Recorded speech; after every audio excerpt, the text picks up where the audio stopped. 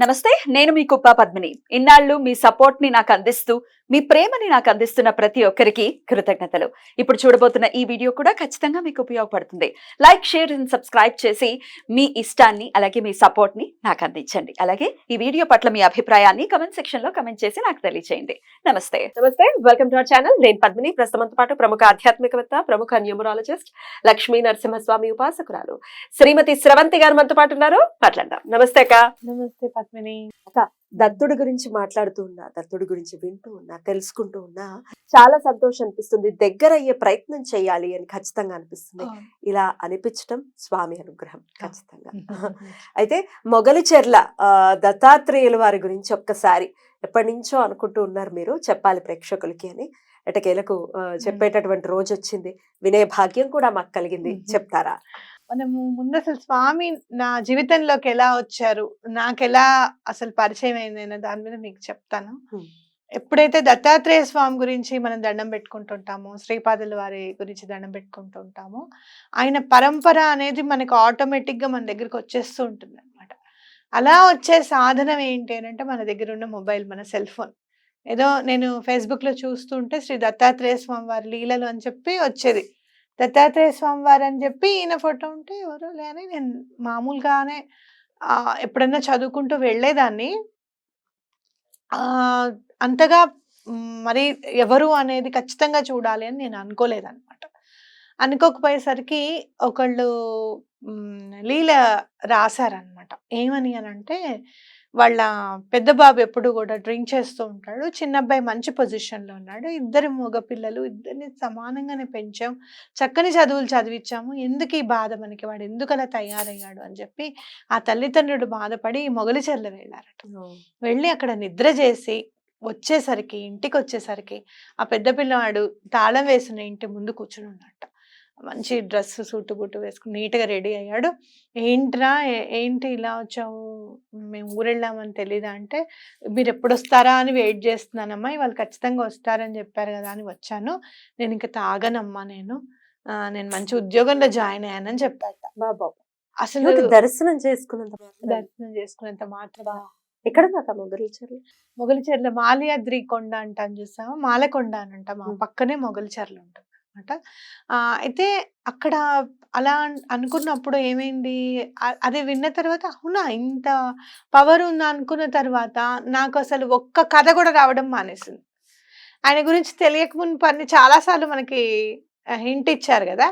ఎప్పుడైతే తెలుసుకున్నానో టోటల్గా కట్ అయిపోయింది. అసలు ఒక్కటి కూడా మొగలిచెర్ల గురించి ఒక కథ రావడం కానివ్వు, రాకపోతే ఏముందిలే, ఒక్కొక్కసారి ఈయన చాలా పవర్ఫుల్ మన అహంకారాన్ని కట్ చేయడంలో. ఓకే, అక్కడ రాకపోతే ఏముంది, మనం నెట్లో చూసుకుందాం, గూగుల్లో సర్చ్ చేద్దాం, ఫేస్బుక్ లో మళ్ళీ సర్చ్ చేద్దామని మొగలిచెర్లని కొట్టినా, ఎంత టైప్ చేసినా సర్చ్ లో దొరకట్లేదు పద్మిని. అసలు తెలుగులో సెర్చ్ చేస్తూ దొరుకుతుందేమో అనుకుని టైపింగ్ తెలుగులో టైప్ చేసినా కూడా రావట్లేదు. ఎందుకు రావట్లేదు అని చెప్పి చాలా బాధపడి ఎందుకో తెలియట్లేదు అని చెప్పి, నీకు గుర్తుండే ఉంటుంది, ఒక సంవత్సరం క్రితము నాకు రావడం లేదు పద్మిని, ఆయన గురించి చెప్దాం అనుకుంటే ఏం తెలియట్లేదు అని చెప్పడం నీకు జరిగింది కదా.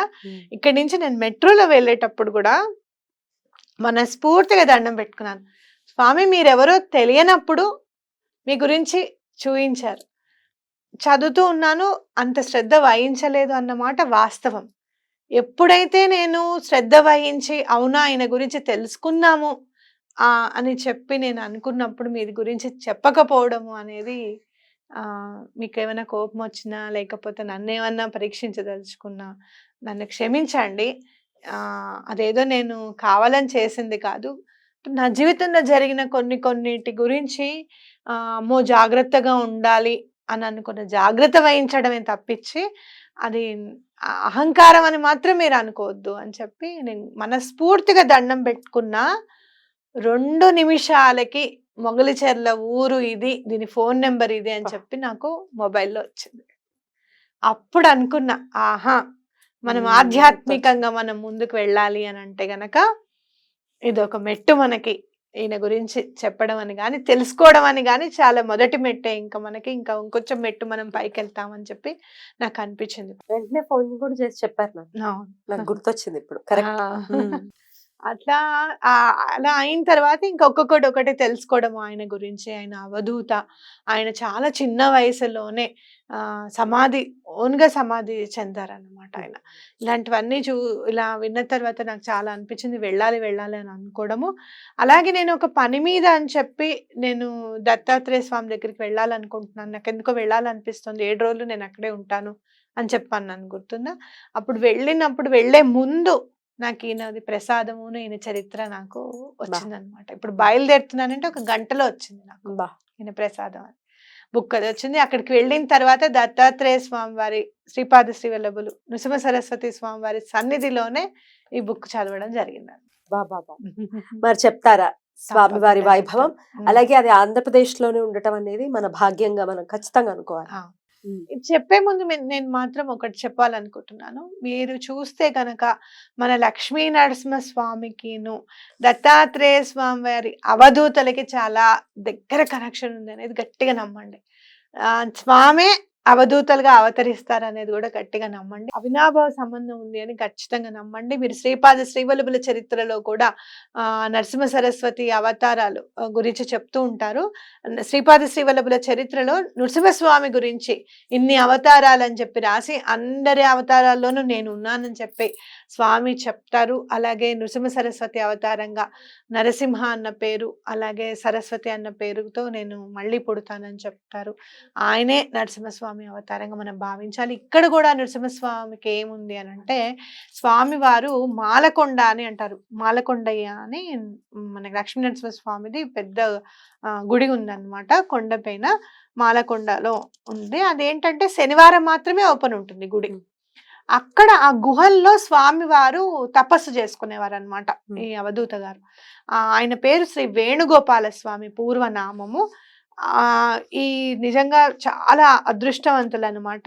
శ్రీ పవని శ్రీధర్రావు గారు, అలాగే నిర్మలా ప్రభావతి గారు, ఇద్దరు కూడా భార్యాభర్తలు. నిజంగా పార్వతీ పరమేశ్వరులు అని చెప్పచ్చు అనమాట. అత్రి అనసూయలు ఎంత అంటే అదృష్టవంతులు, వీళ్ళు కూడా అంతే అదృష్టవంతులు ఖచ్చితంగా చెప్పొచ్చు. వాళ్ళకి కనిపించారు అన్నమాట. పిల్లలతో సమానంగా చూసుకున్నారు వాళ్ళు. ఇంకా అసలు మనం మానవ మాత్రలో మనం ఇలా చేయలేము అసలు ఎవరికి సేవ కూడా అన్నమాట. అక్కడ వీళ్ళు ఏంటంటే ఈయన దగ్గరగా అక్కడ జాబ్ చేస్తూ ఉండేవారు అనమాట. ఈయన మన ఇప్పుడు ఎవరైతే మన శ్రీధర్రావు గారు చెప్పామో అక్కడ జాబ్ చేస్తూ ఉండేవారు. దాని పరంగా అని చెప్పి మాలకొండకు కూడా వీళ్ళు దగ్గర కాబట్టి, వీళ్ళ మొగలిచర్ల ఊరికి దగ్గర కాబట్టి వీళ్ళు వెళ్తూ ఉండేవారు అనమాట. ఎవ్రీ శనివారం వెళ్తూ ఉండేవాళ్ళు. అలా వెళ్ళినప్పుడు మీకు అక్కడ కొండల్లో గుహలు ఉంటాయన్నమాట. పార్వతీదేవి గుహ దగ్గర స్వామివారు వీళ్ళకి కనిపించడం, వీళ్ళతో మాట్లాడడం అనేది జరిగింది. ఫస్ట్ ఈయన కనిపించినప్పుడు ఈయన అడుగుతారనమాట. మీరు అడుగుదాం అనుకుంటే ఈయన పెద్ద పెద్ద అడుగులు వేసుకుంటూ లోపలికి వెళ్ళిపోతారు గుహలో. ఈయనకు మళ్ళీ కనిపించరు. రెండోసారి కనిపించినప్పుడు నేను మౌనవ్రతంలో ఉన్నాను, తర్వాత మాట్లాడతాను నీతో అని చెప్పి చెప్తారు. చెప్పినప్పుడు ఈయన ఇంటికి వచ్చి భార్యతో డిస్కస్ చేస్తారు, మనం వెళ్దాము అని చెప్పి. ఈవిడ్ని కూడా తీసుకొని వెళ్తారు. ఈవిడ నాకు నేను పూజ అది చేసుకుంటాను అని చెప్పినప్పుడు మీరు ఏది చదవండి అని అంటారు. ఆవిడ ఏమి చదవలేకపోతారు, ఒక మాట కూడా రాదనమాట. ఒక లైన్ ఆదిత్య హృదయంలో 2 లైన్లు చదివిన తర్వాత మిగతా ఏది గుర్తుకు రాదు. అంటే నువ్వు ఆ అహంకారంతో నువ్వు చదువుతున్నావు అని చెప్పావు కాబట్టి నీకు గుర్తుకు రాలేదు, ఏది ఇప్పుడు చదువు అంటారు. అప్పుడు మళ్ళీ కరెక్ట్గా చదువుతారన్నమాట. అలా అహంకారం అంతా కనిపించిన వెంటనే ఫస్ట్ విజిట్లోనే నా అహంకారాన్ని తీసేశారని చెప్పడం.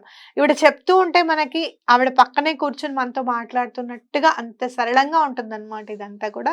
అలాగే నేను ఈ తప్పు చేశాను, మీరు ఇది చేయకండి, ఇలా నమ్మండి అని కూడా చెప్తూ ఉంటారు. అలాగే స్వామితో చర్చ స్టార్ట్ అవుతుండే ఫస్ట్ విజిట్లోనే ఆయన అడుగుతారు, నాకు ఒక 5 ఎకరాల స్థలం ఇప్పించండి అమ్మా, నేను అక్కడ ఉండి నేను చేసుకుంటాను అంటే స్వామి వీళ్ళని అడుగుతారు. అడిగినప్పుడు వీళ్ళు మానవ మాత్రం కదా, ఇలా అడుగుతున్నారు అలా అడుగుతున్నారు ఏంటా అని చెప్పి డౌట్ ఉంటుంది. కానీ తర్వాత స్వామివారి లీలలన్నీ కూడా వీళ్ళకి తెలుస్తాయి అన్నమాట. వీళ్ళు ఎంత అదృష్టవంతులు అని అంటే, అయితే ఇంతకీ వీళ్ళని ఎందుకు అడిగారన్న డౌట్ మనకి అవ్వాలి కదా. ఆయనకే చాలా ఉంటుంది, ఉన్న కుటుంబం నుంచి వచ్చారు, ఆయనకే ఆస్తి ఉంటుంది. అంటే ఆయన ఏమంటారో తెలుసా, నా రేపు పొద్దున్న ఇది నాది అని నా వాళ్ళు ఎవరన్నా వచ్చి ఇది హక్కుగా భావించవచ్చు, అలా వద్దు, నాకు వేరే వాళ్ళదే, నాకు నేనే దానం తీసుకొని ఉంటే ఇంకా వాళ్ళకి హక్కు ఉండదు కదా. ఉండదు. అంటే ఎంత దూరదృష్టో చూడు ఒక యోగిగా ఆయనకి. అలాగే చిన్నప్పటి నుంచి కూడా ఈయన ఎక్కువగా ఆధ్యాత్మికం మీద దృష్టి పెట్టడం, చాలా ఆధ్యాత్మిక బుక్స్ చదువుతున్నప్పుడే కళ్ళు కనపడేవిట. ఏదైనా మామూలుగా చదువుకి సంబంధించిన బుక్ ఓపెన్ చేస్తే ఆయనకి ఏం కనపడేది కాదట. నాకు ఏమిటో ఇవి చదివితేనే నాకు కనపడుతుంది, అది చదువుతుంటే నాకు కనిపించట్లేదు అంటే అన్నగారు తిట్టేవారట. 5 అన్నదమ్ముల్లో ఈయన 4గో ఆయన అన్నమాట. అలాగే ఈయన గురించి మనకి ఈ బుక్ లో చాలా వివరంగా రాసి ఉంది. నేను చాలా వివరంగా చెప్తే గనక బుక్ చదవడానికి ఉండదు మనం అని చెప్పి, మీరు చదువుకుంటే ఇంకా ఆనందంగా ఉంటుంది కాబట్టి నేను ఇంకా వివరంగా అవి చెప్పట్లేదు. అలాగే వీళ్ళకి ఎలా దీవెన ఇచ్చారు, స్వామివారు వచ్చి వీళ్ళ ఇంటికి వచ్చి ఉంటారన్నమాట. స్వామివారు వచ్చి ఉండి వీళ్ళకి అంటే వీళ్ళు ఆయనను సేవ చేసుకోవడానికి కూడా అనుమతించారు. అలాగే వీళ్ళు 5 ఎకరాల భూమి వీళ్ళు ఎలా ఇచ్చారు ఏమిటి అన్ని కూడా ఉంటాయి. అంటే బావి తవ్వించడం కానివ్వు, లేకపోతే బావి తవ్వేటప్పుడు నీళ్లు రావన్నమాట. ఎంత తవ్వినా నీళ్లు రావు. లాస్ట్కి ఆయన ఇప్పుడు వస్తాయి అని అనుకున్నప్పుడు ఉవ్వెత్తున ఎగుస్తుంది అనమాట గంగ. అలా పునీతమైన గ్రామం ఈయన వల్ల ఆ మొగలి చెర్లనే పునీతమైపోయింది అని చెప్పచ్చు. అలాగే అందరి చేత ఎక్కడైనా భగవంతుడు ఒకటే చెప్తాడు చూడు, ఎప్పుడు కూడా పరమాచార్య గారు చెప్తారు చూడు, శ్రీరామనామం చాలా ఇంపార్టెంట్ అని చెప్పి. అలాగే శ్రీరామనామ తారకం రామకోటి రాయడం మీద కూడా ఈయన చాలా స్పష్టంగా చెప్పారనమాట. అలాగే అష్టైశ్వర్యాలు ఏమిటి, అష్టసిద్ధులు అంటే ఏంటి అనేది కూడా కరెక్ట్గా ఎక్స్ప్లెయిన్ చేస్తారు. అవధూత లక్షణం దత్తాత్రేయ అవతారం అనేది కూడా మనకి చదువుతుంటే అసలు అవధూతలు ఎలా ఉంటారు అనేది కూడా మనకు అర్థమైపోతుంది. ఒక్కొక్కసారి మనం ఎవరెవరినో చూసి వీళ్ళు అవధూతలు అని అనుకోవడము, అనుకున్న తర్వాత కొంతమంది వీళ్ళు అవధూత అని చెప్పి నాలాంటి వాళ్ళు ఎవరైనా చెప్పారనుకో, మీకే అవధూతలాగా కనపడ్డారు, వాళ్ళని తీసుకొచ్చి అవధూతలు అంటారు ఏమిటి అని చెప్పి మనని హేళన చేయడము, ఇలాంటివన్నీ ఉంటాయి. కాబట్టి అవన్నీ ఏం పట్టించుకోకుండా మనకి ఎవరు అవధూతలు అనిపిస్తే వాళ్ళకి సేవ చేయడము అనేది చాలా ఇంపార్టెంట్. అలాగే ఈయన వీడికి అన్ని ఎక్స్ప్లెయిన్ చేస్తారు, సప్తలోకాలు ఎలా ఉంటాయి, అజ్ఞానం అంతా దూరం చేసేస్తారు అనమాట. ఆవిడికి చెప్పినట్టుగా గుర్తుండి రాయడం అనేది చాలా గ్రేట్. అలాగే మందిరం కూడా నిర్మించుకుంటారు స్వామి. అలాగే ఎంత చిన్న పిల్లలాగా ఈవిడ ప్రతిదీ కూడా స్వామివారికి ఏదైనా కావాలి అంటే చాలు ఈవిడ వెళ్ళిపోయి తెచ్చేస్తారు. అప్పుడు నేను కనిపించాను, నాకు నేను కనిపించాను, మనం కూడా అలానే చేస్తాం కదా ఒక్కొక్కసారి. వీళ్ళు ఈవిడ ఏంటంటే ఒక దగ్గర పులిచర్మం ఉంటుంది అనమాట. ఆ పులిచర్మం కావాల్సి వస్తుంది అనమాట స్వామివారికి. పులిచర్మం కావాలమ్మా, దాని మీదనే ఇంకా కూర్చొని నేను తపస్సు చేసుకోవాలి, అది ఒక్కటి మిగిలిపోయింది, అది అయిన తర్వాత ఇంకా నేను అదేంటి సమాధిలోకి వెళ్ళిపోతాను, జీవ సమాధిలోకి వెళ్ళిపోతాను అంటే ఇప్పుడు బాధపడుతుంది అనమాట. అలా ఎప్పుడు వెళ్ళొద్దు జీవ సమాధిలోకి అది చాలా బాధపడతారు అనమాట. కన్న కొడుకులాగా చూసుకుంటుంది ఈవిడ అని అంటే, సరే అమ్మా నాకైతే ఇప్పుడు పులిచర్మం కావాలి అని అంటే ఎవరో ఇంటికో ఈవిడ వెళ్తుంది. వెళ్ళినప్పుడు చుట్టాలింటికి అక్కడ పులిచర్మం కనపడుతుంది. వాళ్ళు వద్దన్నా సరే వాళ్ళు అదేంటి మాకు కావాలి, మాకు ఇది గిఫ్ట్గా పెట్టుకున్నాం, మేము ఇది ఇంట్లో పెట్టుకున్నాం అన్నా సరే ఇది ఆయనకు కావాలి, గురువుగారికి కావాలి అని చెప్పి ఆవిడే కుర్చీ ఎక్కేసేసి గురువు మీద ప్రేమ అంటే అది నిజంగా తీసేసేసుకుని వాళ్ళు అవాక్ అయిపోయి ఉంటారు అనమాట. మీరు చదవండి బుక్, వాళ్ళు అవాక్ అయిన ఫేసెస్ కూడా మీకు కనిపిస్తుంటాయి. బుక్ మనకి నేను మీకు చెప్తాను, వాళ్ళకి ఆ నెంబర్కి ఫోన్ చేయండి, బుక్ వాళ్ళే పంపించేస్తారు. మీరు అమౌంట్ పంపిస్తే వాళ్ళు స్పీడ్ పోస్ట్ చేస్తారు. ఇక్కడ బుక్ షాప్స్ లో కూడా ఎక్కువగా స్పిరిచువల్ బుక్స్ అమ్మే చోట కూడా బుక్స్ దొరకడానికి, లేకపోతే అసలు మీ నంబర్ కి ఫోన్ చేస్తే మనం ఆ నంబర్ ఇవ్వడానికి ట్రై నంబర్ పెట్టేసి వాళ్ళని ఇబ్బంది పెట్టడం కరెక్ట్ కాదు. ఎవరైతే ఇంట్రెస్ట్ వాళ్ళు ఫోన్ చేస్తే నేను కొరియర్ చేసేస్తాను, ఎందుకంటే అదృష్టం ఉంది. అదే అది చేయడం బెటర్. ఓకే అక్క. అలాగే. అద్భుతం అక్క. అలా తీసుకొచ్చేస్తా. ఉమ్. నాకు అప్పుడు అనిపించింది అనమాట.